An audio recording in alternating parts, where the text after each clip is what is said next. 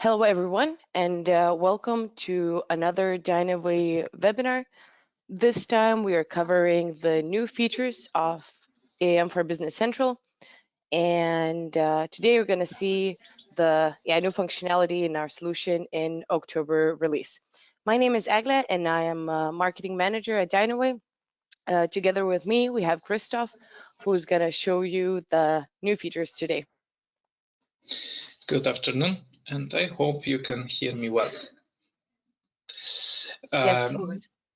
Okay, so today we have more than 20 minutes, an hour, and I will just try to show you what we released in last 4 months, 4 or 3 months. So I will just go to the presentation later. But also I would like to tell you where you can find the resources. We're doing the sessions every week. So, and just a little what we are planning for the next release as well. So I hope that will be also some useful for you, and I'm really looking forward if you have another ideas for things which we can provide for your customers, or if you are our customer for you directly. So let me just go with the brief thing what we did, and I'm only mentioning here the biggest thing, and to be honest, we will not have time to show you everything. I just picked some of the things. Some of them are small, some of them are bigger. So one thing which I really would like to show you is the advanced planning functionality, because that's little change in the way how you can work, but also it doesn't have to. The second one is clock in functionality for work orders, which allows to track the time, how much time we spent on the work order, in little different than just having the just putting the number.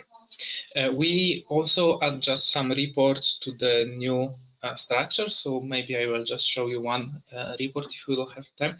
And we have new functionality for asset replacement, which I really would like to show you, because it's just a little helping with that, and also allows you to work faster. In maintenance requests, we added functionality to create a downtime directly from request, so you can connect now your maintenance requests with the downtimes and then with the work order, so to have a full flow here. And the major changes on the scheduling board is that you can plan by or schedule the time by hours if you want. You still don't need to. So that's the biggest changes here, but there is more. So we also added one big functionality in the safe work, and in the safe work we added safety incidents. So now you also can track all the incidents in the in Business Central, and I also think we will improve that module over time. But we added totally new thing, which a lot of people were asking, is a tooltip. So we also can define the tools in Business Central. You will see how easy it is, and also we can register the handouts and return. So that's something which we can do, and based on the returns, you also can create a work orders, and I will try to show you. So let me start with the first thing, the advanced planning functionality, and I just need to go to Business Central. So let me only show my screen. You should see Business Central now. What I should mention, at this moment, when you're doing the planning, a system plans always one work order for 1 day. Even if it has many operations, it's always 1 day. So also on the scheduling board, you will see everything in 1 day, and you can just change the planned date on the work order. So let's see how it looks right now without advanced planning. Just to show you, we have a planned date here and original planned date. Right? Everything is as it was, so don't worry if you will just install and don't see new functionality. If we will go to asset management setup. And there is one button which here is advanced planning. If you will mark it, it will ask you if we want to put advanced planning, but this means that we will just need to run the simulation one more time. It will need to update all the plans and all starting and ending dates on the lines. So it can take a few minutes. Please, if you want to update it on your database, please do it after working hours. Probably that will be the best option. What will happen if we will do that, and what is all about this advanced planning? In fact, the requirement which we had is that some work orders can take more than 1 hour. It can, sorry, 1 day. It can take much more. So let's open now the same work order which I opened a few minutes ago, and now you can see that I have plan date, which is not editable, and I also have planned ending date, and that's at this moment the same. Why? Because we have it in the past already created. So the work order now can take more than 1 day. How to do it? If you will put the advanced planning, you will see 3 new fields in the end of the resources. One is the starting date, one is the ending date, and you can simply just change that this task will not take 1 day, but it will finish 18th of December. So you also can see that plan ending date is automatically also calculated here as the latest date, and the starting date is as minimum. So if I will just add another one,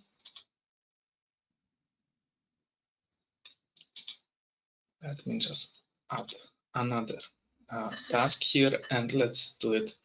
Okay, this will be the inspection.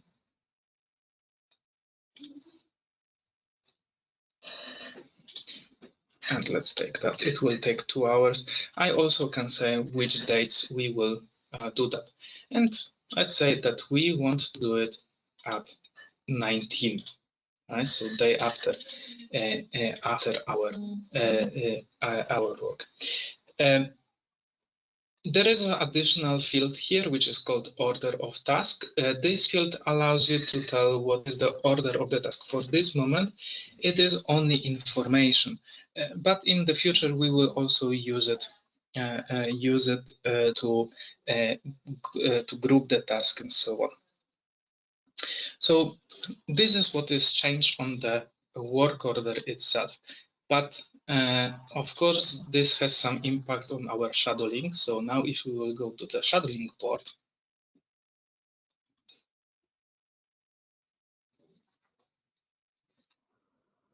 you will see that my operations will be also shown a little different.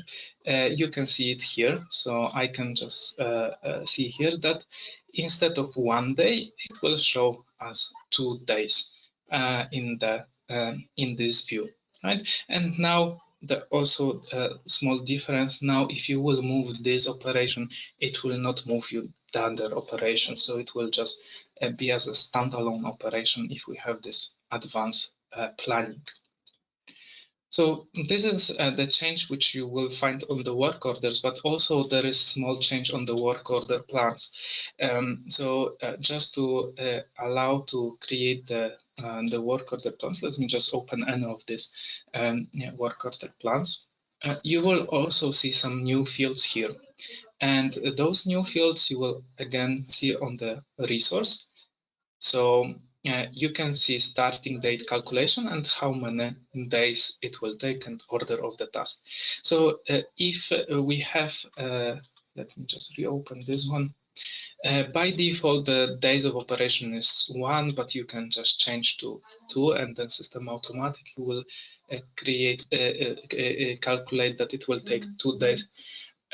And starting date calculation allows you to say when is the date when the operation should start. So, for example, if I have a lubricate which should start a day after cleaning, I should just put here 1 day. So that will automatically tell that this starting date will be plus 1 day to the plan date, which is for the work order plan. So this is how the advanced planning works, but I also mentioned that we have a possibility to schedule the work by hours. So at this moment, even with the advanced planning, you can see that this operation takes full 2 days, so from 17 till 18.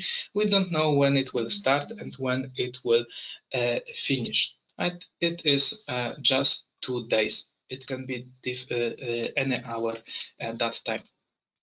But if you will go to the scheduling board setup,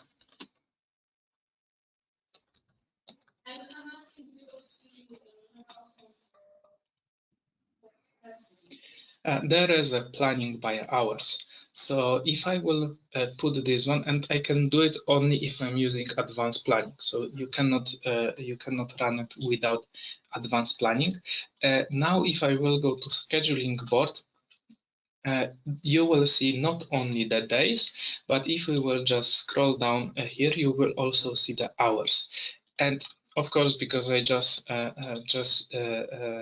start this functionality, I don't know what is the starting and ending time, but I can change it, right? So for the existing operations, I can change it. For the new operation, you already can put it on the work order plan and on the work order, but you need to just show those fields with starting date and ending time.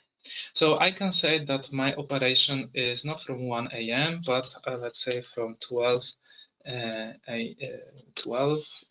p.m. to, let's say, to 2 p.m.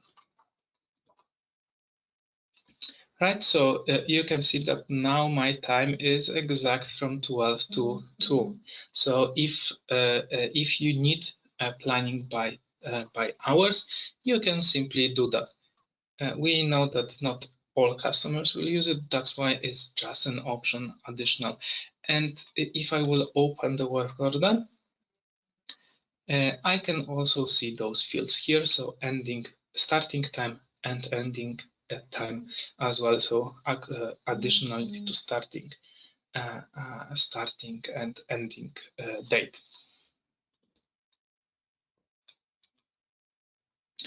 So that's how advanced planning works.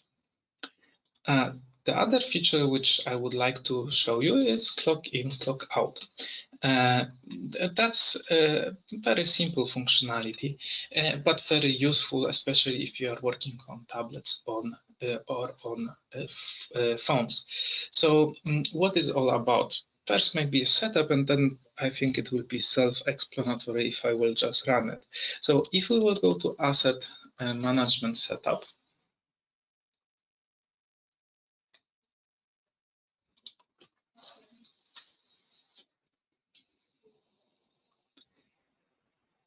there is in the execution, you will find use time registration. So let me just only, okay, that's running. So if you will start this, you will see some additional options on the work order itself. So if I will go to the work order right now,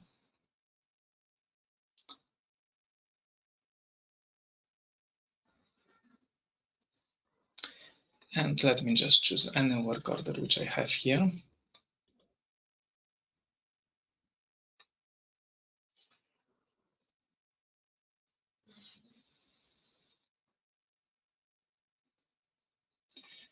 You can see additional option here, which is called start timer. And for that, you need to have connection between your user and my resource, because if I will click start timer at this moment, I will not see any task which are assigned to me. So only the person, so only you will see the tasks which are assigned to me. So if I will just change to my resource, and here one additional thing which we change, now you can also change the description. So you can exactly say what we are doing. So for example, I'm doing cleaning cleaning of asset, and instead of putting quantity to consume or quantity filled, I can just start timer. And if it's only one operation for me, you will see that the timer is started and it shows us a clock. I can just leave the work order and go back to it, and the time will still continue. Right, so that's the time which is still running. I can go for my dinner. I can do whatever I want at this moment. I can just also leave, and I have two options here. I have two options here. One is pause and one is stop and pause. When I will click pause, only my registration will be done, and I will be able to post it later. But if I will go stop and post, it's automatically will register the time. Of course, I just registered 2 minutes, so you can see that it's only 0.01 hour, and I still can do it again. So I can just start the timer again and start working again on my work, but the time is already registered. So I already have like an exact time which I was spending on the work order, not the time which was planned for me. So I still have 0.48 hour in this case, and I can just click start and stop, and you can see now my consumption is longer and longer. So that's how easy it is, and as I said, you can also use it on assets, sorry, on tablets and also on mobile. In the time registration, you will see all your not posted time. So everything what I did a pause. So maybe you don't want that someone will register, will post it, but they can do it later. So if I will do a pause here, so let's just wait 10 seconds that we have anything. Let me pause. I will see that we registered time 12 seconds, and in my registration, I can just go here and see all the registration which are done. So in this case, I didn't post it yet. I can just post the time here. So that's the difference between the pause and difference between a post and finish. So I can just go and register, and now my time is registered. You can see 0.25 hours. And now I can just close the work order, and this exact time will be on my work order which I have. So that's the next functionality which we added. We called it clock in. Sometimes I'm saying clock in, clock out. Okay, asset replacement.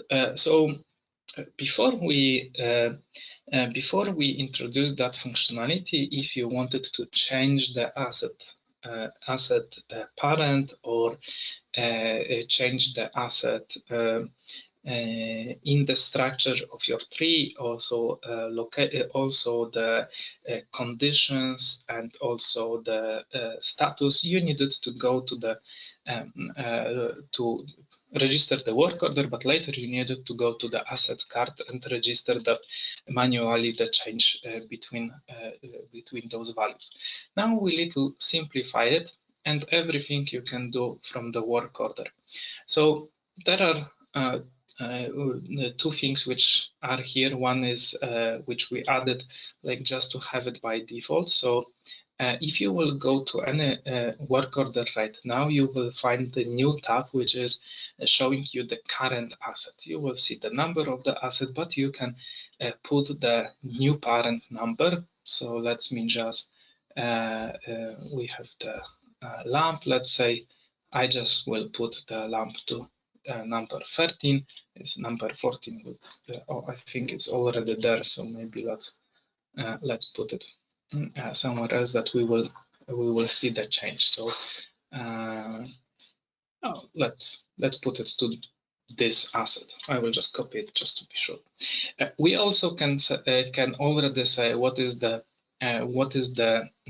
status after after we will post this. So let's just say that it's limited, and also I can specify that I would like to change the status on all children if that lamp would have any children, but I also can change the condition. I can say that it's very bad or bad in this. If the asset would have a counters, I can automatically also dismount the counters with this one click. So when I will post this work order, everything on my asset will be changed automatically. So if I will go to post and close, and I will just even close because I don't know if I have any lines here.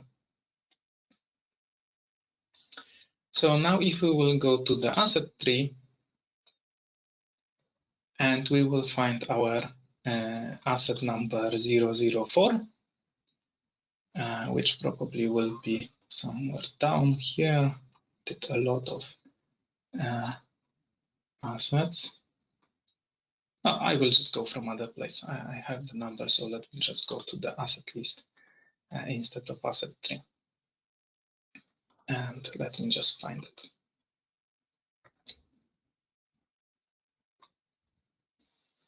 So my asset which I was doing is asset 14. You can see that it's changed the status to bad and also to the limited one, and also it changed the parent to the 004. So this how you can very simply change the asset parameters before doing the work order, right? So that's first part which we added this release. But there is another one, because as I said, asset replacement, so it's little more here. Now on the work order category,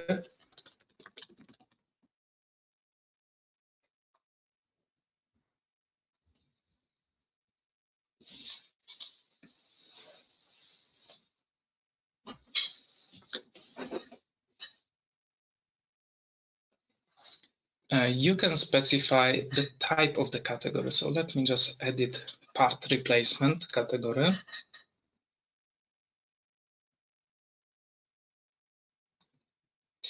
And those of you which have SafeWork installed, you will already see this field. If you don't use the SafeWork, this will be the new one for you. There is a category type, which is now you can set up it as asset replacement. So when now I will create a work order for this particular category, it will look a little different. So let me just take this asset and one more time, and I will just create a work order with this specific category. So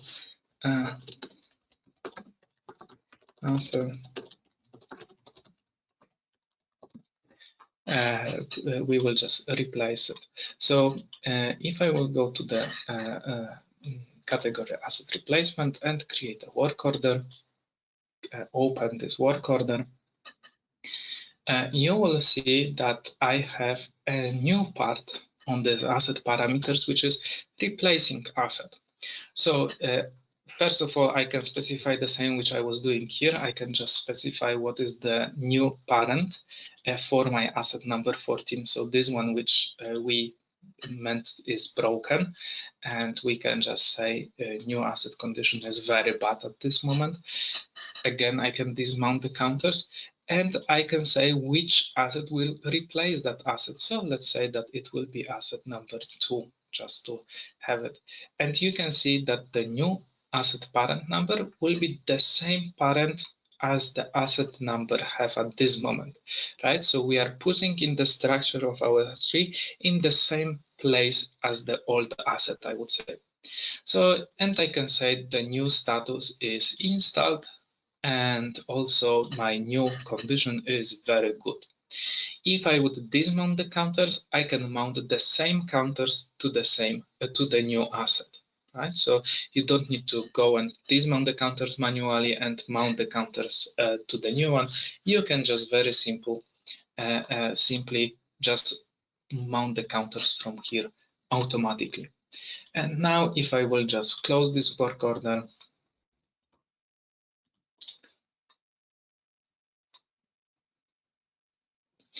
you will see that my asset, which was the old one, has very bad.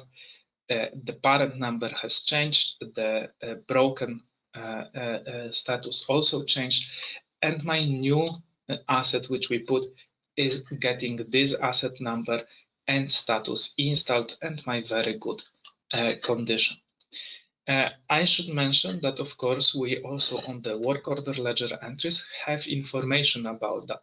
So, I didn't post anything, but let me just only show you that if we would post something, we could show the fields.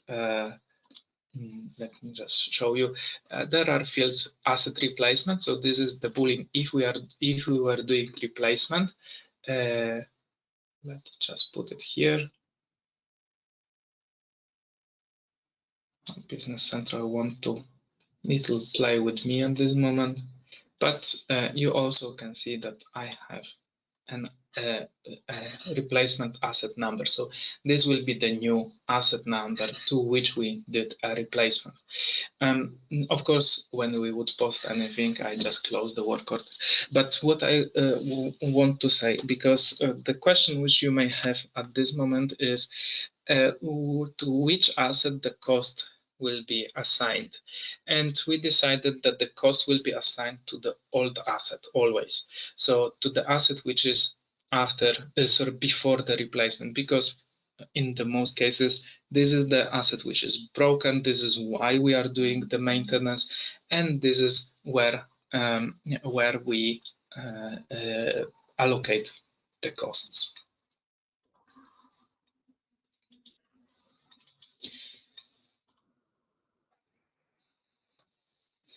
Oops. Okay, so the next thing which I would like to show you is that we have a toolkit module. That's something new which we have. So if you would like to use it, you will not find it right away in the system. You just need to go to the app source, or you can just type here and try to find tool creep. Let's see if we will find something. Maybe I should just write Dynaway. Dynaway tool creep. Oh, probably it will, don't want to find it right away, but if you will go to the app source, you will just find the app which is called Dynaway Toolkit. This app is part of our plan, so if you have paid plan, you can use that app. It's just additional functionality. We don't show this to all our users, just to not have things which the customers don't need right away. But what is all about the toolkit? As I mentioned, we would like to register information that someone take the tool, start using it, and return the tool back. So, how it's the easiest way how to do it? There is only one or small setup which we need to do to start using it. The first one is on the asset management setup, and if you will go here, in fact you have only a few number of series which you need to just create and start using. One for handouts, one for returns, and one for registered handouts, and one for registered returns, for number of series. That's the whole setup on the asset management setup. The other setup which needs to be done is the on asset categories, similar to the work order categories. Let me just go here and, for example, take this one.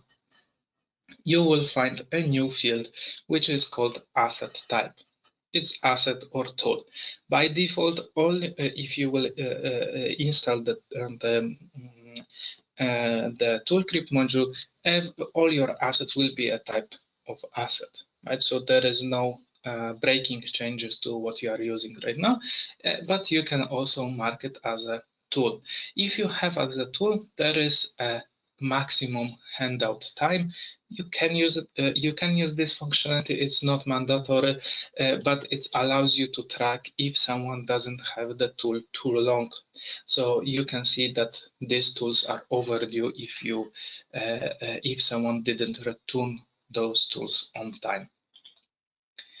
The setup, so how to create a new tool. That's also very simple.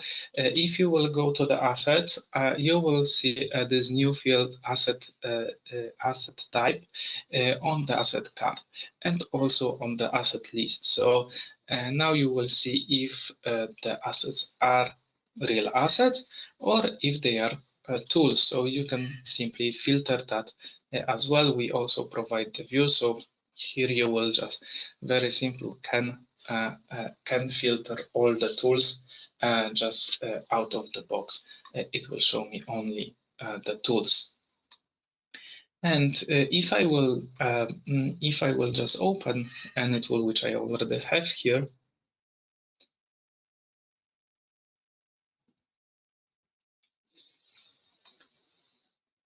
you will see that now we have also the field which is called type, and this also tells you if my asset is a tool or is it the normal asset. But all other functionalities, also explaining why we did it this way, all other functionalities allows you are still available. So you can have a pictures, you can have a work orders, maybe for example for calibration of the tool, which I will just show you in a second. So that's what you can do, and you can build also the structure of the tools, not only have one tool, but for example the whole toolbox. And you also can see if the tool is in use and who have handouted, and you can set up here, change the default maximum handout to more days than one, which I had on my asset category. But that's something which is only shown if you have the toolkit module installed. You don't see it if you don't have that installed.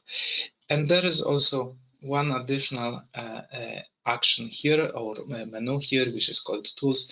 And here you will see only tools. So on the asset list now you will see asset and tools, but on the tools you will see only the tools and only actions which are we defined as really tool specific.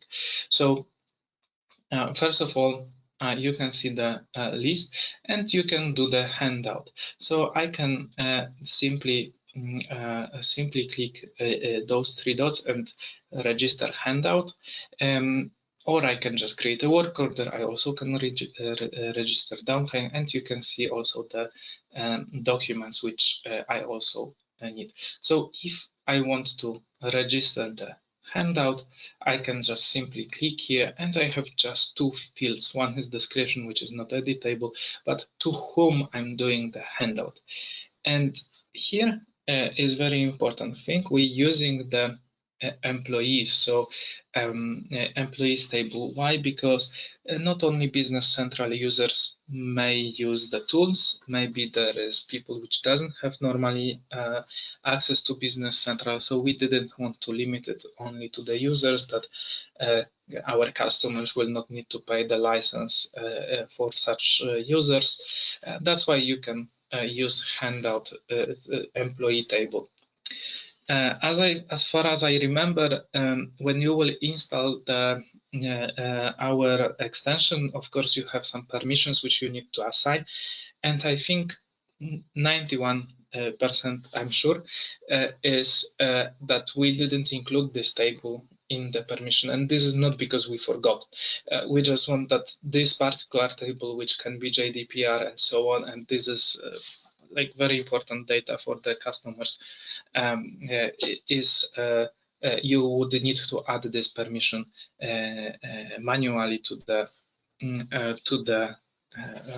tools, just in case that no one will get who shouldn't get access will get it. So there is a handout, and I can just click register handout, and automatically you can see to whom this handout is done, and now I can just return this tool. I also can see that this tool is in use, so I can create a filters here, but there is also a few other things here. So I can also see open handouts, which will show me all the tools which are handed, and also I can see all handout entries. And handout entries are a little different because they are showing my all entries which I have when I hand it out. Also who return, you can see that I already have some returns, and you also can see when is the expected return date. This is based on this field which I was showing you previously, and if the return is overdue or not. So if I will already have overdue, then it will tell me that it's already overdue, and I can filter here, so I know whom I should chase to give me back the tools. And giving back the tools is the same way as I did the handout. So if the tool is in use, let me go again to the list of the tools. I can simply click those three dots again, and I can just register return.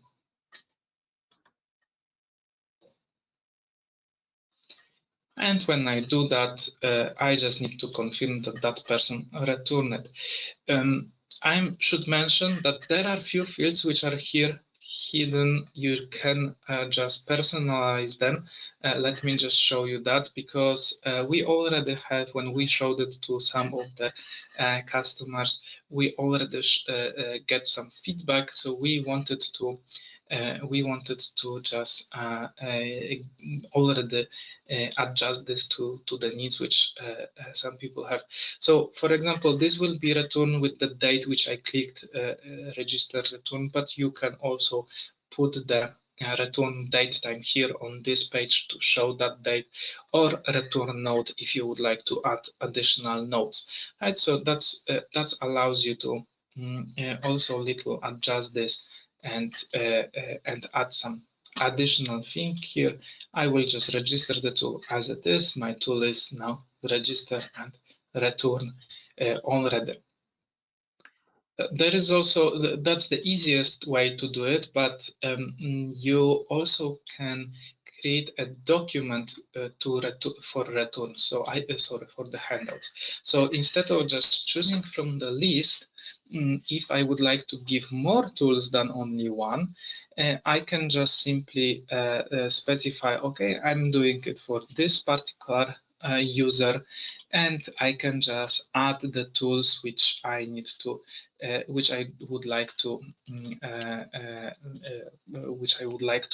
hand out to that person, and then on one document I can hand out more assets, more tools as we have, and I can just register here a handout of that tools. This will work exactly the same. The same I can do with the tool returns. So you can see that these two functionalities work similar, but it's just one is simpler way, one is when you just need the functionality a little different. But you also can have a toolbox, and when I will do, let's see if I can do on this toolbox, if I will register handout of whole toolbox, and you can see that this toolbox contains all the other assets, so it's return the include the cut, a drill, and also some additional assets here. If I'm doing the registration of handout of the whole toolbox, let's say now Martin will take it, you can see that automatically all the assets which are in the structure, so which are part of this toolbox, will be also handout. So if I will go now to the open handouts, You will see the toolbox here that is rented, like handed out to Martin, but I can just also see what was handed out in that toolbox, right? So that's additional thing, and I just rent the whole tool cabin, toolbox, whatever it you will define here as a as the as part of this toolbox. And I didn't mention the last thing related to the tools. I mentioned that you also can count how many times it was rented. For that, we are using counters. So you can create a counter which will count the number of usage. And this is, for example, this I just set up one counter here. And for each tool, you can set up your own counter. And if I will go to the tools,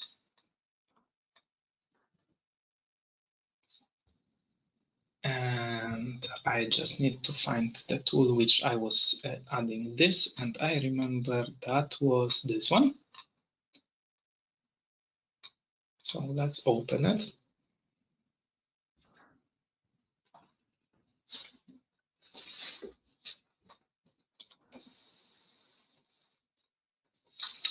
In the counters, you can see that I have a counter category, a counter category, which I called usage, a counter number, and I also have information that this counter should be updated when we return the tool. That's only shown when you have the tool creep module, this button.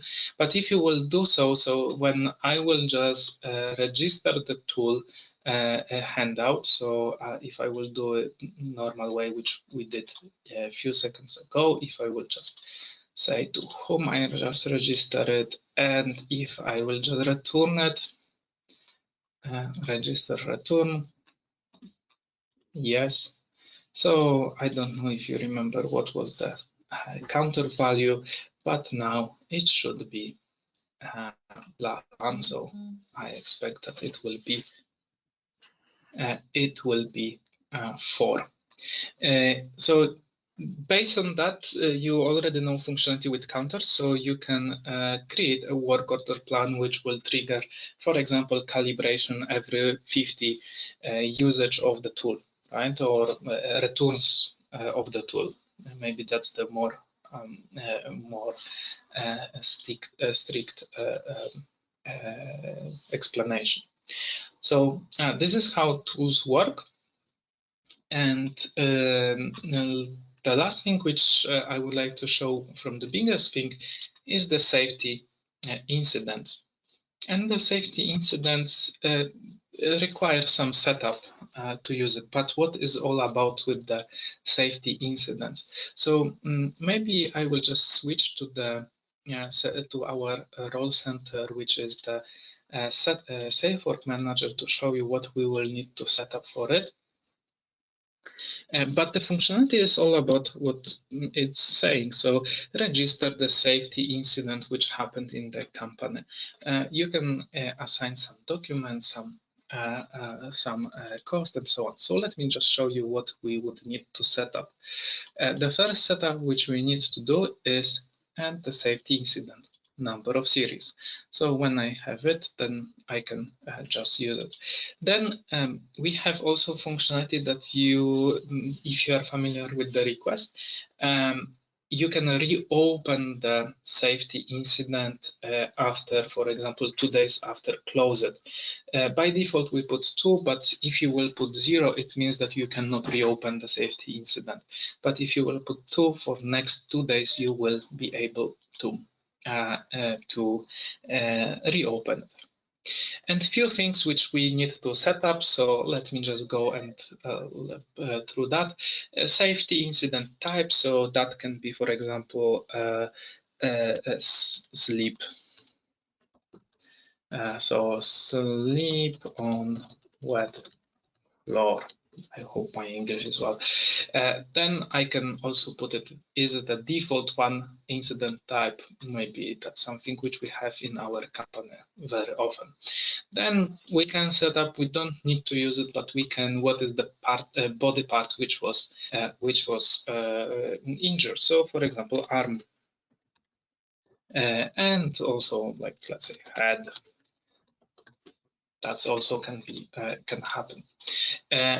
What else we can set up here? So incident severity. So if it's a minor, major incident, I will just put 1, 2, it's like minor, and number 2, which will be major. And let's do it by default. It will be minor incident.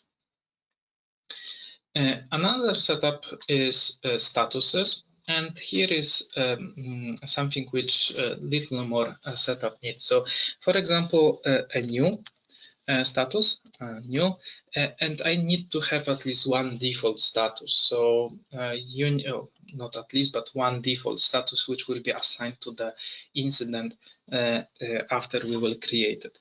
The second, in progress. But as you can see, you can set up as many as you would like. Progress, and you also should at least have one closing status, and default status cannot be closing status. I hope you understand that. So closed, which means that if we will close the incident, it will be not editable at this moment. Then we don't need to, for example, have incident outcomes. We can have default incident costs. We also doesn't need to have, and also corrective action. So this is only the dictionary, what we would like to do as a corrective action. Maybe, for example, update the procedures. Safety update. And there is also one additional or treatment types, yes, but you also can put the reporting agencies. So how you register the safety incidents? At this moment, you just simply create a card. So I can just create a new incident. I can specify what was the incident, right? So Martin sleep. Sleep. I don't know how to say this. Okay, but I hope you don't know broke at the arm. Who was affected? That's not mandatory, but mostly like you will want to say so. The person who is affected when the incident happened. We forgot to register it. It was yesterday at 12, so I can just put the time and the date. I can also put some additional notes, detailed description if it's needed. But I can say what was the incident type. He slept on the wet floor. He broke the arm, so I can also say what it is. Was it very, yeah, that the severity is not so bad. I can also say why it happened, what was the outcome, so hopefully not that, how much time we expect that the person will not be at work, 2 days. Later you also can update actual days at work, like days away from work, so that someone spent more time or less. How long, where it happened, you can choose it from asset locations, or you can just put the name here so we don't block it. And you can, of course, those are all fields which are not mandatory. Who reported the issue? That was me, and I also provided the first aid for that. So we also can say what was the treatment, and I can choose it from the list, but I also can say that just the dictionary, like just description, visit a doctor, whatever it is, when it happened, if it was emergency room visit, if we stayed in the night for a whole day in the hospital, and some comments and so on. The same, what are the corrective actions? So I can say that, okay, we will update the procedures that make sense, right? So someone will not make it again, and who will be responsible for that? Again, that will be me, right? So I can just say when is planned date, when is actual, and what is the status of that. Costs, so we also can put what was the cost, like visit a doctor, and when it happened and what was the cost. Oh, that was very expensive, so $1,000. And of course I can have more, where here also on the header you will see the total cost of that as well. Reporting agencies, of course, as I said, if you like to track also to which reporting, maybe to insurance company, maybe to some other agencies which you have in your country, you need to submit such cases, then you can also track this information here.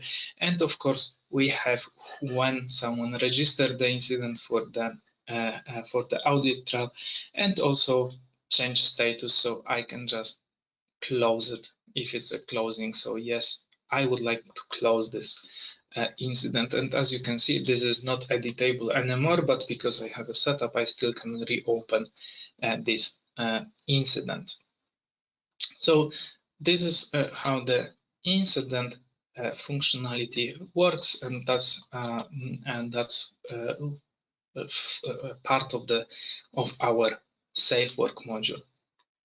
And I promised you one thing, showing at least reports.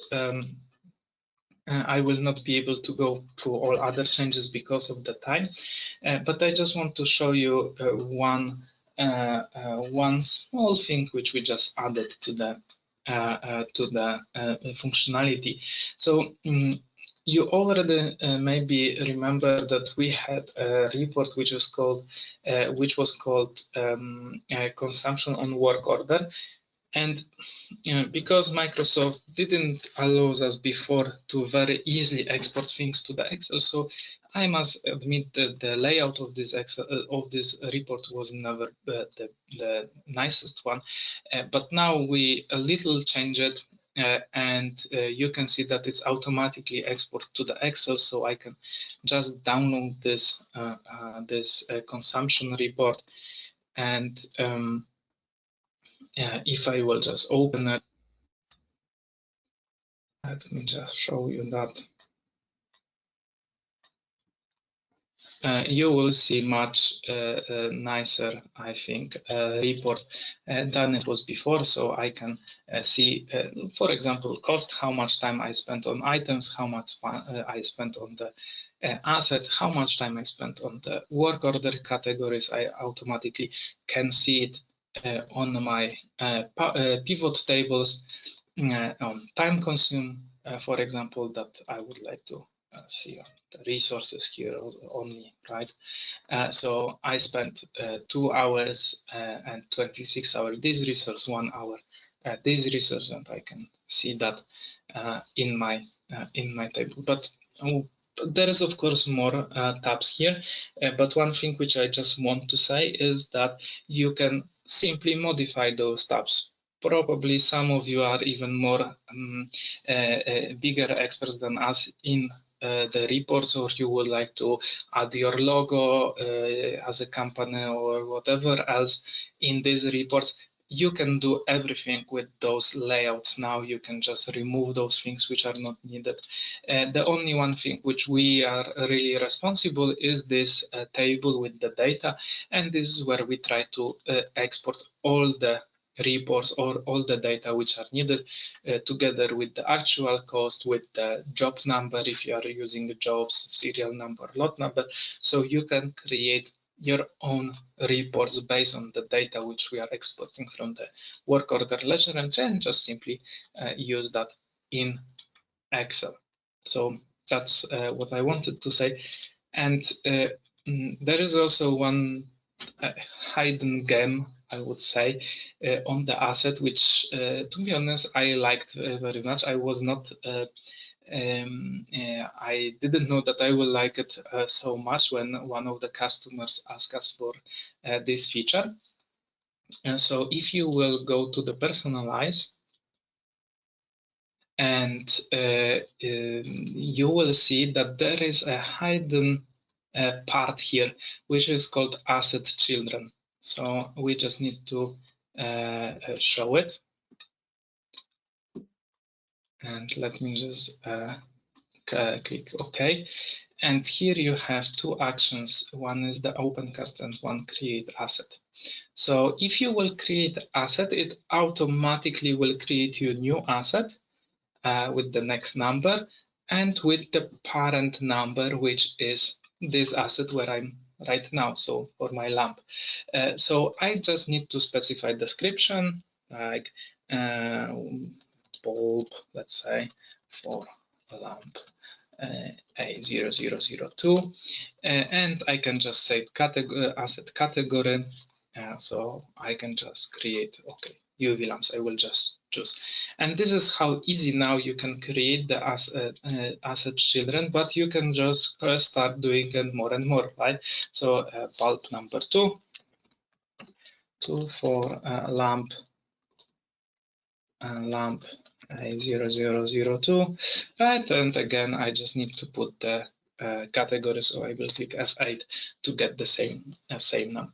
And I can also change the parent number here, right? So if I just want to very quickly detach this asset from this parent, I can just change this parent number here, right? So because description, if it's already here, I cannot change. I can change the condition, I can change location status as well, but I can also change the parent and just change it here.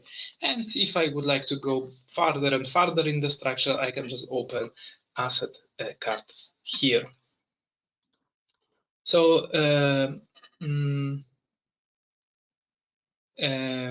so this is how we made the changes and what we did in this release. Just a few words about the what we're planning to release in near future. Of course, it's not everything, but that's only highlight you the asset maintenance strategies, the re-authentication of operation. We also sometimes referring to the word electronic signature, but in fact it's for the pharmaceutical companies. They need to approve that,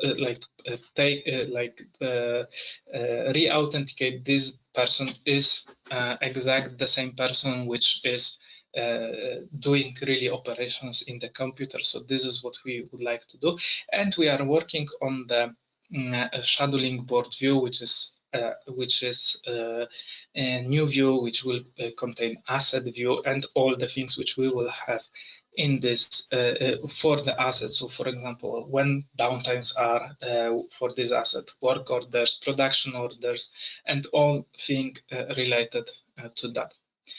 Also the areas of improvements, general areas, so we will add few things to the asset transfer, to asset itself related to the statuses, some printing of posted work order that some of our customers ask for it, and forms as well. We adding already ability to print the forms and also to view the forms in the way as they were provided, so in the not editable form. So that's what we are planning in the next release. But I would like to also invite you to all the webinars which we already had. This you can view on our website. There are more or less 20 minutes deep dives to each functionality, and we will also have additional ones as well in near future. Maybe this times will little change because of my availability, but we try to do it every Wednesday at 3 p.m. Also would like to invite you to the user group, which was created on LinkedIn. This is the group for the users, and you can just get there help from other users which we have, and we just try to building the community. So that was all from my side. I see that there is one question, or rather a comment. About the asset replacement and the naming, current asset and new. Yes, we were really thinking about what is the proper name for that. But we will see, maybe we will adjust the naming if we will see that it's little not self-explanatory for it. But the idea of, I hope it's interesting that you can change everything in one go. All right, so 1 minute after the time. So thank you very much for joining the webinar. I hope you enjoy. And if you will have any questions, please just send us information. You can use also help at dynaway.com, and we will be able to answer all the questions. Or you can just simply also write to us directly. We are very happy to help you. Thank you very much, and have a nice day.